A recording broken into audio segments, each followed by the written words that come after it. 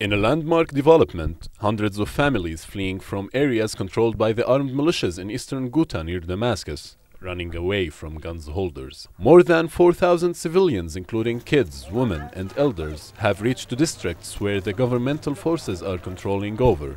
Some of those ran in the middle of the midnight.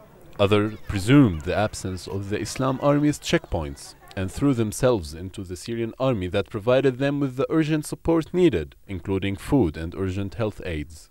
The fled civilians carry a lot of memories and stories about the days when they were living under the control of the armed militias. Leaders of those militias, the Islam Army, which is being led by Zahran Alloush, is one of them, are using harsh methods in dealing with civilians and monopolizing food, which is being produced to them by the Syrian government and a lot of international organizations that are working in Syria. كانوا المسلحين يقولون حوالينا ويضربونا ويخلعونا. The militias used to hate us and kick us away. They used to treat us despicably.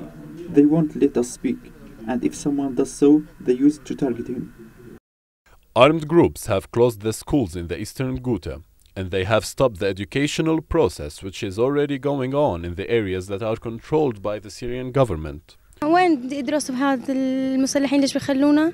How can I learn? And the militias are there. They deprived us from education.